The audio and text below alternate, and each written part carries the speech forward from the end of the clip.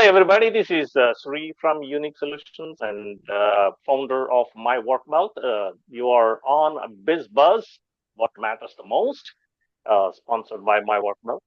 Uh, Today, I have Craig Andrews as a guest, and Craig has been principal ally advisor for me, Austin, Texas. They have been helping a lot of businesses on marketing initiatives and the businesses that are in need of high trust and high ticket items. Craig, how are you doing? Sure, I'm doing wonderful. It's great to be here today. I appreciate the discussion as always. Yes, thank you very much. And what is the topic that we are talking about today? I've been hearing a lot of people say business has slowed down, and people are waiting to make big decisions until the election's over. Right.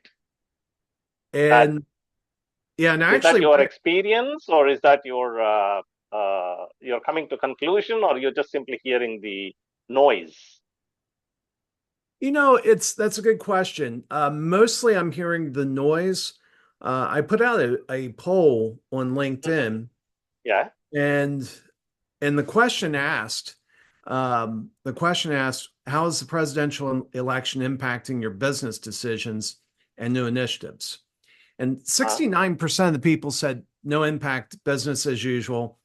23% said on hold, waiting for outcome of the election, and 9% said scaled back until the outcome of the election. So let's look at this. Basically, one quarter of the respondents are saying they've either put things on hold or they're scaling back until the election's over.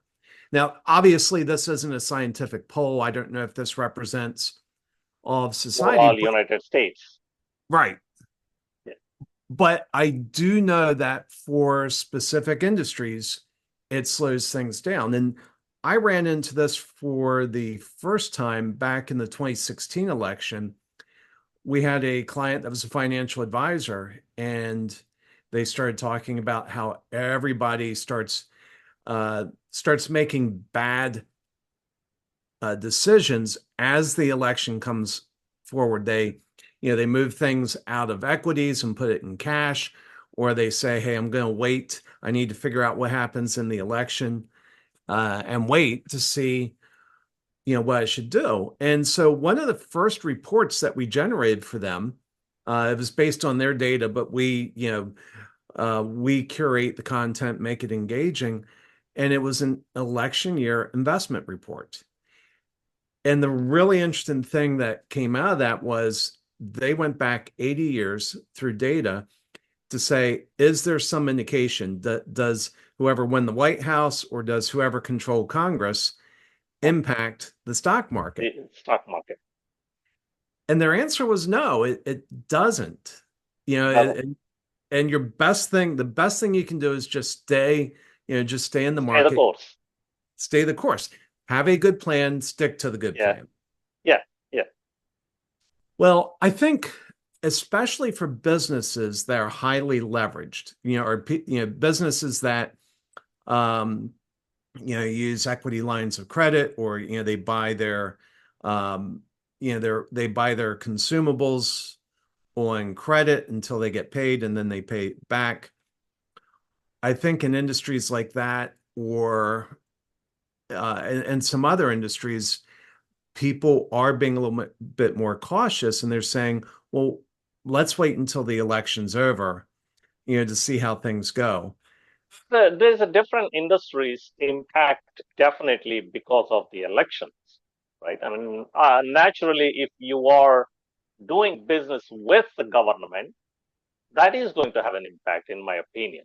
What do you think? Isn't it? I I would say to a degree it does, but I think it's a horrible way to run your business. And I have an example. So, of course.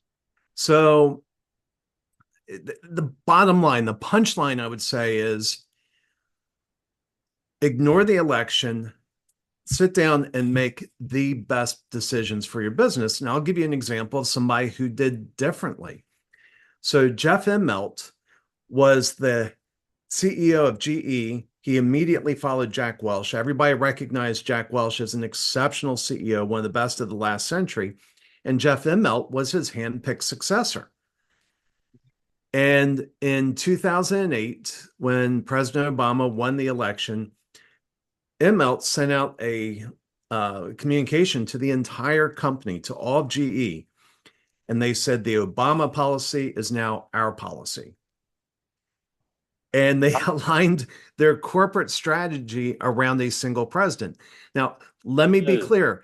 I'm not making a partisan statement here. I really don't care who gets elected. I think it's dangerous when you align your strategy around a single president policy.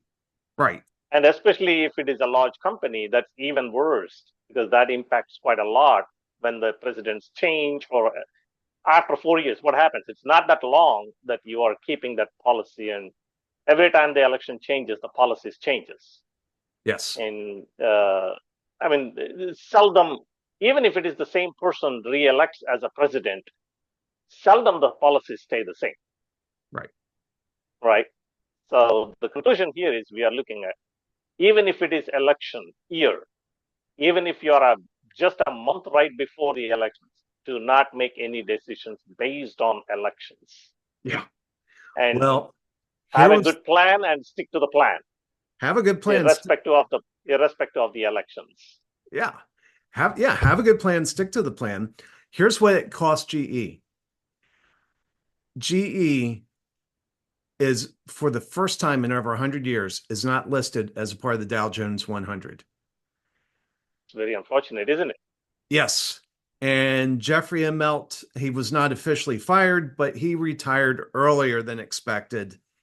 And they brought in another CEO to try to fix what he had messed up. He didn't fix it fast enough, so they fired him. And GE was once a very strong and powerful company.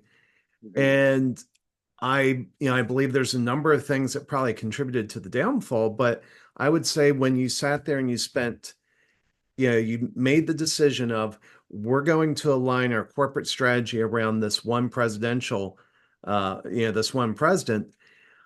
Well, one of the beautiful things about the American Constitution is it limits the power of the president.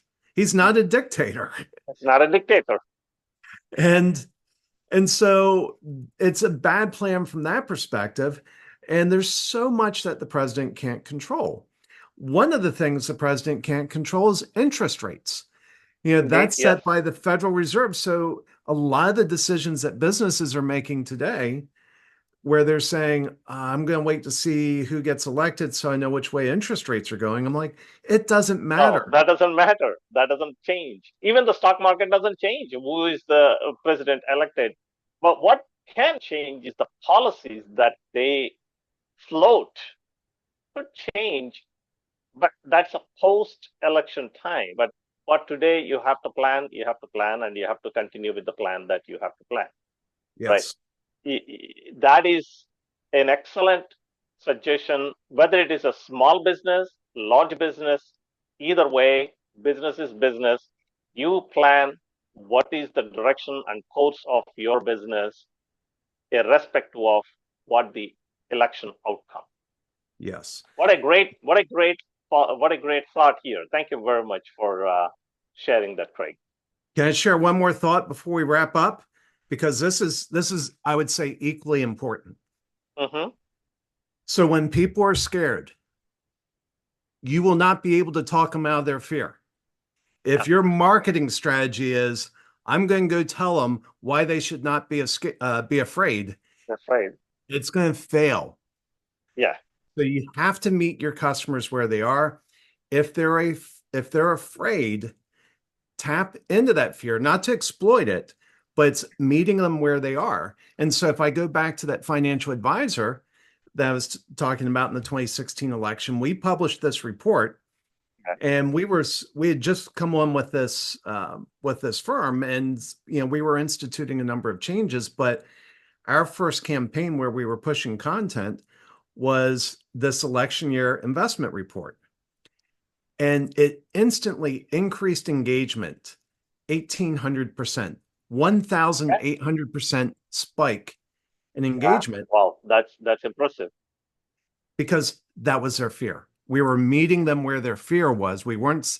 Now, of course, in the report, we said, come up with a good plan, stick to the plan, but the way we engaged them. So if you're a business right now and you feel like your things have slowed down, identify the fear of your customers, meet them in their fear, and build a relationship around that. A great suggestion. Thank you very much, Craig. You have always added great value to the audience, and greatly appreciate your presence on this show. Well, thank you, Sree. What a delight. Have a wonderful day.